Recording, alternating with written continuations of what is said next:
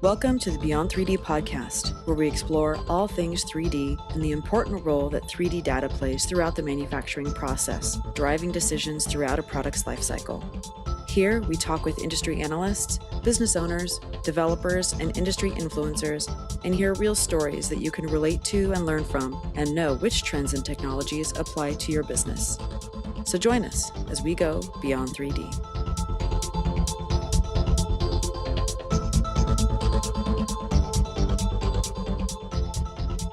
Welcome, everybody, to another episode of Beyond 3D podcast. We are here with a good friend of ours, special guest, Chad Jackson, who is a research analyst at Lifecyle Insights, and he's a thought leader and blogger providing insights on technologies that enable engineering. So if you didn't know that before, you have to go check out his blog.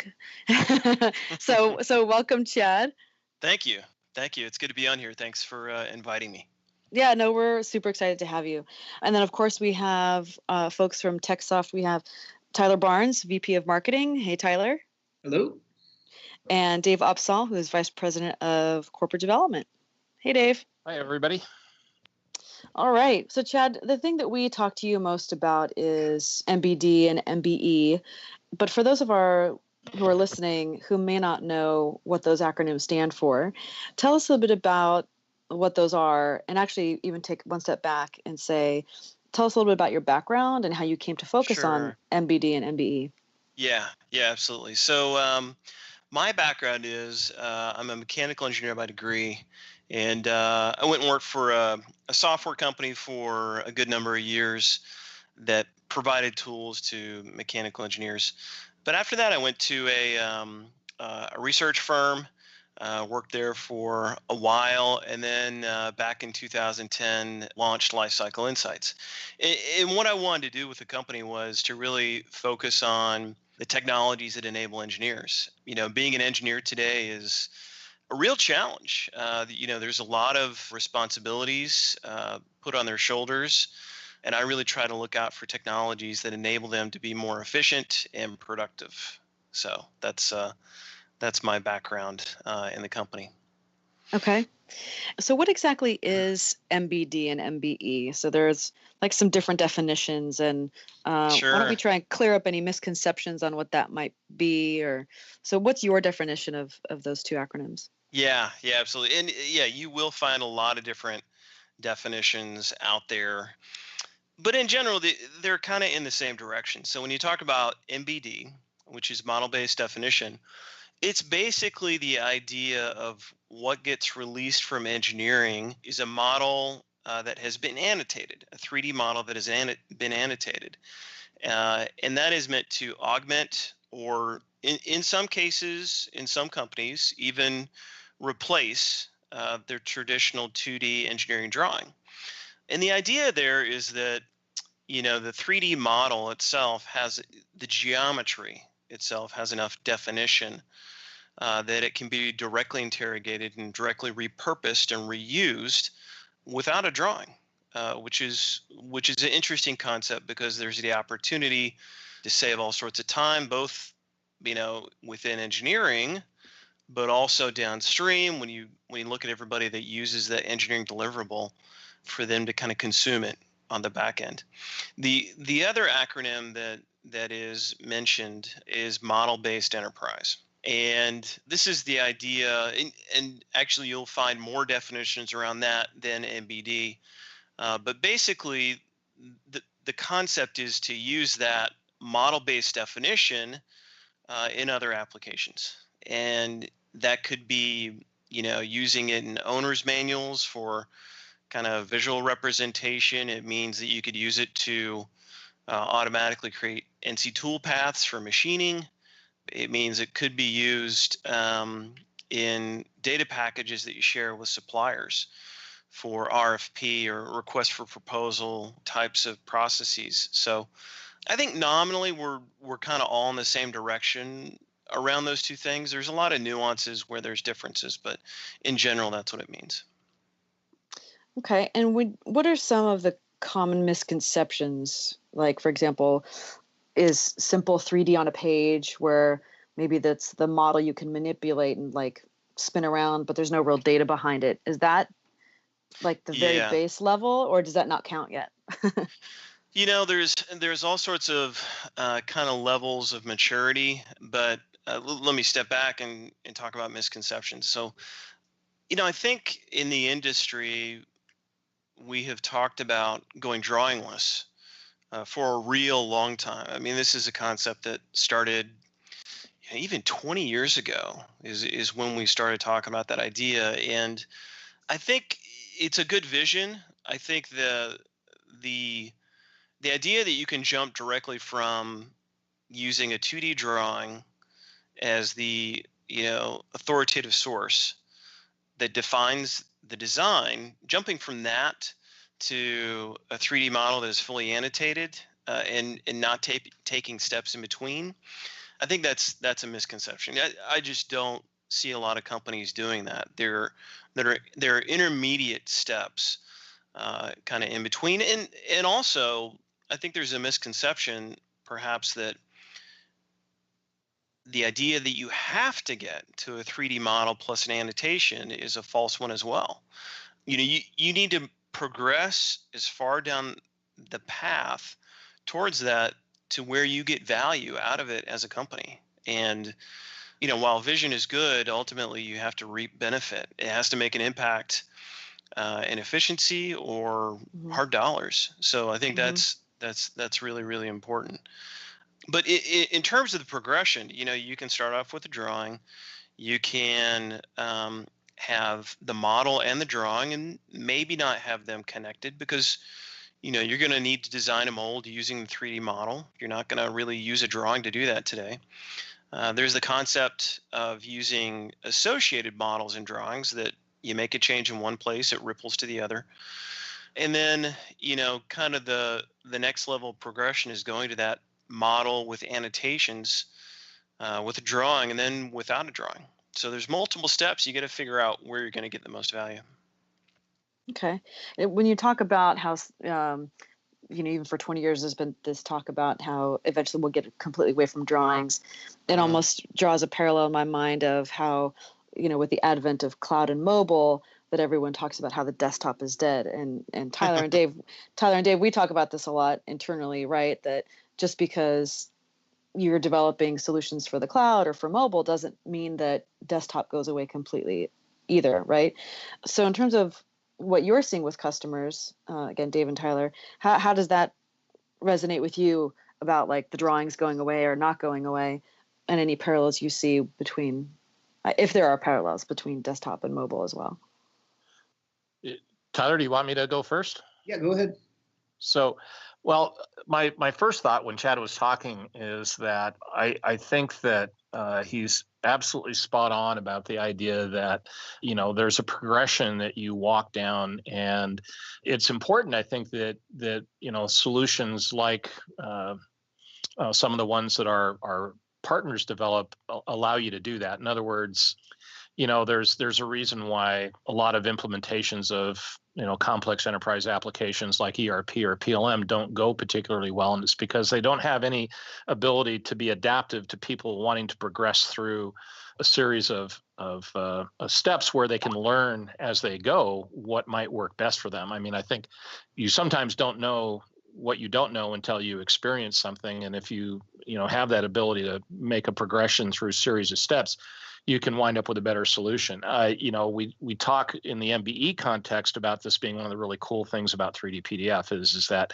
you have an infinite number of ways to implement using that technology, and it can go along, in any one of those steps, for instance. And I think that the parallel with cloud and mobile is kind of the same thing. If you're a developer and you have a desktop application and you're thinking about getting into the cloud, you could start first by just creating a community site or something like that where you're sharing designs.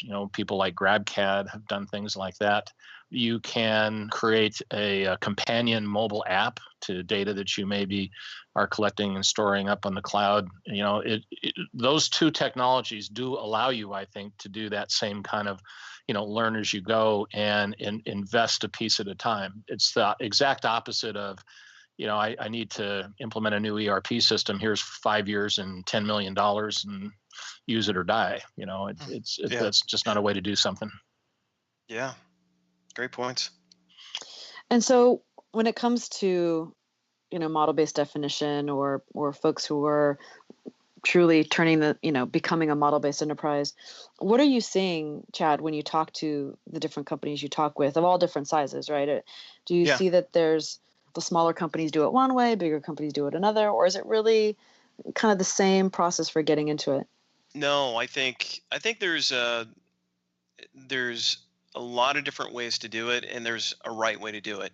And I think if I was to kind of over generalize it, the companies that don't treat this as a check in the box type of initiative are the ones that are going to succeed and have been succeeding. And what I mean by that is that when we transitioned from 2D CAD to 3D parametric CAD, it was there was training that happened. How do you build a 3D feature based model? But the benefits were self evident, and it was something you could realize almost instantly. But with something like this, I mean, what you got to realize with MBD and MBE is it is a process. Mm-hmm. And the reason I call it a process is, anytime you're involving more than one type of role in your company in some type of interaction, it's a process. It's not a procedure. It's a process. Mm-hmm. Mm-hmm. And that means that you have to prepare the one role to create the right deliverable, engineering in this case, and for every other role that is going to be involved in the process, you have to prepare them to accept a new deliverable and know what they want to do with it, and know where they're going to experience benefits, and how to do their job in a new way. And I Mm-hmm. think there's the culture and process side that needs to be taken care of. And what's fascinating to me about this is that this being an engineering type of initiative tends to be very technically focused, right? I mean, does the software have this button and does it do it this way? Mm-hmm. When really, technology is no longer the big challenge here. I ran a study a couple of years ago asking people to rank the challenges, and the technologies used to create these types of deliverables and consume these deliverables were dead last. Oh, And really? Interesting. dead last. And things like ROI and culture change and process change were right there at the top. Top. So Mm-hmm. don't treat this as a check in the box type of initiative. You got to know what benefits you're going to realize. You got to understand the process and the implications for roles. I think that's the most important thing for sure. And so, go ahead, Tyler. I was just saying we see the same things with our customer. I think Chad made some really good points in there. One of the effective ways that we, in talking with customers that have been successful with these initiatives, is they treat it as it's a strategy, right? It's a business strategy that includes process change and technology, and they have goals in mind in terms of what kind of benefits they want to see from that, whether it's reduce time spent on documentation, whether it's a reduction in the number of emergency situations they have, figuring out why parts don't fit together, things like that. And they don't approach it as we're going to be done with this next year. There are milestones we want to hit, and we want to be doing more and more of this. There's value to this data, not just in manufacturing, but for all of these downstream applications. And you're never really quite done. And if you treat it that way, as it's a strategic approach to simplifying certain parts of the product development process, there are always areas where you can improve. But there's also there are a number of benefits that you can get along the way. You're not either you're not just starting or done. You're in kind of in a journey phase. So it kind of sounds like this is one of the big misconceptions, is that the mistake would be going to an engineering firm or maybe even a services firm saying, I need MBD. Do you do MBD? And it doesn't work that way, right? No. Like, I need you to sell me some MBD. Like, so how, how, so you said that there are firms that there's a right way to do it and, maybe a wrong way or maybe the hard way, right? So what would be your advice on if someone was looking to start this process, what's the right way to get started? Is it looking at across the company and saying where do we start to implement this, and then how would you Yeah. advise someone to get started on that? Well, for me, I think it's important to identify kind of two phases. One is the output out of engineering. What is your current deliverable? What is going to be your new deliverable? And then the input for other processes. And there's kind of three categories in my mind. One is reviewing applications of MBD, which could be a supplier putting together a bid or assessing serviceability. Then you have derivative applications of MBD, which is creating NC toolpaths, creating CMM toolpaths. And then a third kind of application area is repurposing, right? So you're taking that model and you're using it in manufacturing instructions or owner's manuals, and kind of visually you're reusing it. So you need to both plan out what's your current and new deliverable coming out of engineering, and then what does the current and new process look like in one of those three areas. And I would suggest you start with one, and also identify the benefit you want to achieve, right? So if you're going to be reusing an MBD coming out of engineering for, say, a service procedure instruction, that should help you increase your first time resolution rate on service calls. If you're going to be using it for supplier data packages, it should increase their accuracy of quote and hopefully lower the quote, right? So you need to understand what the benefit is going to be to the organization, hopefully in hard dollars, and you need to understand the input and the output. That's how I would approach it. Okay. And do you have, just for our listeners, and we can include in the show notes, do you have some research papers that sort of set the baseline for here's what MBD is and how you can get started, and then even some case studies of here are some companies that have seen some major, transformations in their business, so they've saved time, cost, and it's affected their bottom line. Maybe we can include some links to those in our notes for our listeners. Yeah, okay. Absolutely. So I have some research reports and ebooks that talk exactly to that. But actually, in 2 days, we're launching the survey for a new MBD study, and it focuses on it focuses on the ROI of MBD. So it looks specifically at how people are using MBD in the company, and we're correlating that to different types of benefits, both qualified, like, hey, we're reducing the number of ECOs, and quantified, such as reducing the amount of time engineers spend on engineering documentation. So that's in 2 days, and the survey will be open through the middle of September, and then we're going to be talking about results at the 3D CIC event in Colorado. That's going to be the first kind of sneak peek of the findings. Very cool. Well, I'm not sure if this podcast will air. It'll probably air after you've closed the survey, but I think once the results are published, we'd love to include a link to that as well. That'd be perhaps great. Perhaps your presentation at the what was the acronym again? CIC. Collaboration and interoperability. It's a mouthful. It's a mouthful. I'm just having acronym overload today, so I'm getting them all confused. But one other thing I wanted to touch on that kind of goes back to misconceptions before we wrap this call up, goes back to some research that you're working on, and that's how engineers are spending their time. And they don't just sit at their desk all day and design. So can you talk a little bit about that?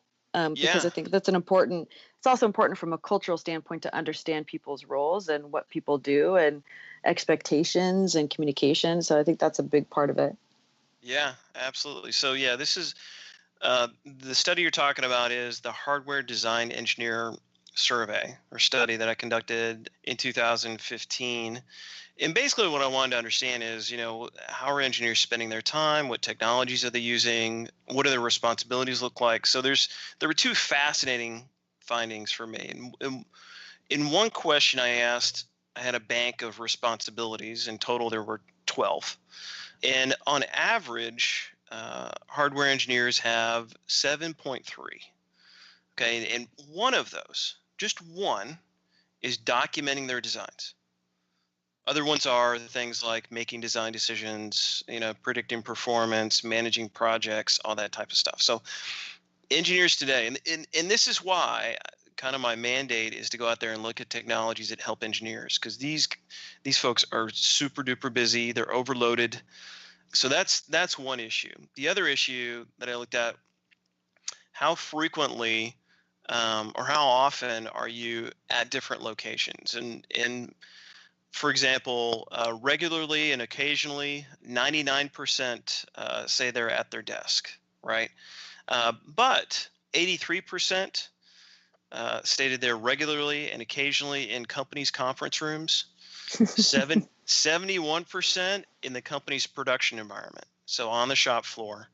24% in the supplier's office, and 31% in the customer's office. So the reality today is that, yeah, they do spend a lot of time at the desk, right? And they can be productive there, but they are also running around all these different locations as well.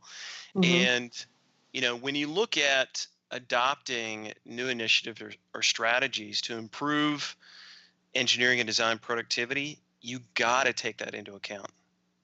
You got to find a way to make them more productive on the go. Tyler and Dave, I'm curious, as you work with customers, when we talk about the culture change and the mindset change, what's been your experience with customers as they go through that change? Is it, I don't know, I'm guessing everybody has a bit of a different experience, right? Some embrace it, some resist it. For those that embrace it, what seems to be the clincher that gets them to embrace it? Is it an age thing? Is it I don't know. Well, I think I don't know. For me, What could it be? it's leadership driven. I think in order for what Chad's been talking about to actually take place, there has to be, a conversation within the company about why we're doing this, what we expect. So not from the specific, pick the one thing to do it, but that Chad was talking about, but just before you even start on it, if you don't have that kind of general support about why we're even going into that first one, and that conversation hasn't taken place, then, people don't have a way of prioritizing how they support it and how they put it into practice. And I think that is really, really important. Where it's been successful, that's what you see, is you've got that leadership there. At least that's my experience anyway. Yeah, that makes a lot of sense, right? It comes from the top down. And because even if you have people at the bottom or, in the lower levels that believe in it, if your leadership doesn't buy into it and doesn't approve it, and doesn't empower you to move forward with it, then it doesn't go anywhere. So that's a great point. But it's not a one-time thing either, and I think that's the other thing is that it's not something you speechify about. It's something that you actually. I use the word leadership really deliberately. You have to actually own the fact that you're going to continue to drive this initiative over time, because people are going to want to see that. Right. So, yeah. Okay. Well, we have come up on our time, but given the upcoming research that you've got going on, Chad, and there's just so much else to talk about, we hope that you'll join us again on another episode. Yeah, that'd be great. But before you go, we do have one last question that we'd like to ask our guests, and that is, if there's one final piece of advice or a call to action that you'd like to leave with our listeners, what would that be? On MBD, right? Yeah. Yeah. Okay. I think that my one piece of advice is to not treat it like a checkbox initiative, because that really is when you can get into the most trouble. I wish it was, by the way. I really wish it was easy. But when you take easy button, right? Like the Staples easy button, you just click MBD button. Exactly. So you really do, like Dave said, you need some executive buy-in, sponsorship. You need to, You need to understand the implication for the roles. You need to understand how your processes are going to change. And you need to understand the benefit that you're going to realize, and stay focused. I mean, don't move on to another phase until you've realized that. That would be my takeaway. Okay. And I would say also be patient, right? Like if Yes, it doesn't right. happen overnight or within a week, you gotta stick with it, right? Yeah, exactly. That's a great point.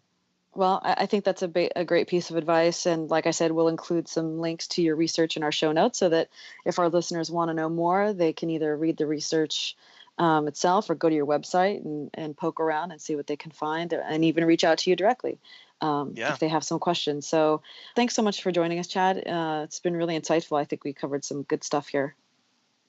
Yeah, and thanks for having me. This is always great. I love these conversations. No, well, hope to have you on again. And Tyler and Dave, as always, thank you for your time. Thank you. Thanks, Chad. Yeah, sure. And to those listening out there, thank you so much for spending time with us today. We hope you will subscribe. If you haven't already, you can do so on SoundCloud or iTunes. Please share Beyond 3D with your colleagues and friends and other engineers that you know or people in the industry. And leave us a review. If you enjoy the conversation and you like listening to us, please leave us a review on iTunes. That'll help more people in the industry discover us and listen to our lovely voices. And with that, we'll say have a great day, and we'll talk to you next time. Thanks, everybody.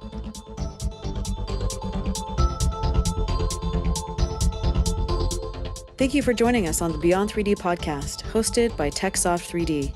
Be sure to subscribe on iTunes and leave us a review, or subscribe on SoundCloud. To listen to past episodes or learn more about TechSoft 3D, visit www.techsoft3d.com/blog. Send us comments and suggestions at info@techsoft3d.com. Thanks again for listening, and we hope you'll join us again on the next episode of Beyond 3D.